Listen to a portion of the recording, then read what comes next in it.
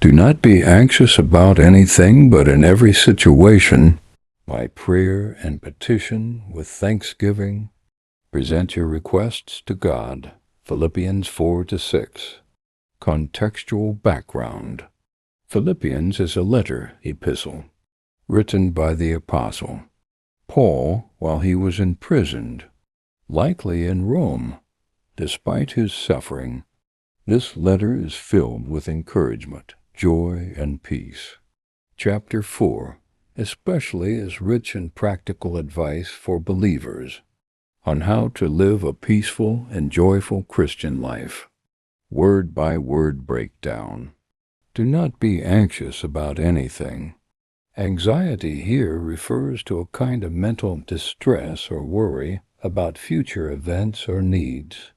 Paul is urging believers not to be consumed by worry, not because their problems are trivial, but because God is trustworthy. But in every situation, this is an all-inclusive phrase. There's no situation too big or too small to bring to God, whether it's a personal crisis or a simple daily need. By prayer and petition, two forms of communication with God. Prayer is the general act of talking to God, praising Him, aligning your will with His.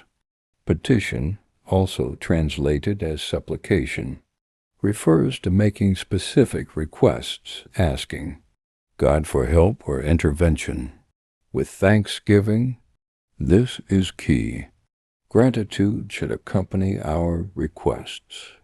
It shows faith and acknowledgement of God's goodness and past faithfulness, even before the current request is answered. Present your requests to God. Rather than worrying, Paul invites believers to hand over their concerns to God openly and honestly. It's not about hiding your fears, but surrendering them. Theological insight. This verse does not promise that Christians will never face trouble. What it does promise is that God provides a path to peace, a way to live free from the crushing weight of anxiety. By replacing worry with prayer, believers are reminded of who holds ultimate control. The next verse, Philippians 4-7, completes the thought by assuring that God's peace will guard our hearts and minds. Application. How to live this out. Name your worries. Identify what's making you anxious. Turn each one into a prayer. Be specific.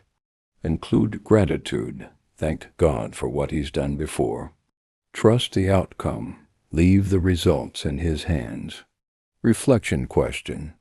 What are you anxious about today? And how might this verse invite you to respond differently? Heavenly Father, thank You for being a God who listens, who cares deeply for every detail of my life. In this moment I bring You my anxious thoughts, my hidden fears, and the burdens I've been carrying in silence. In Jesus' name, amen.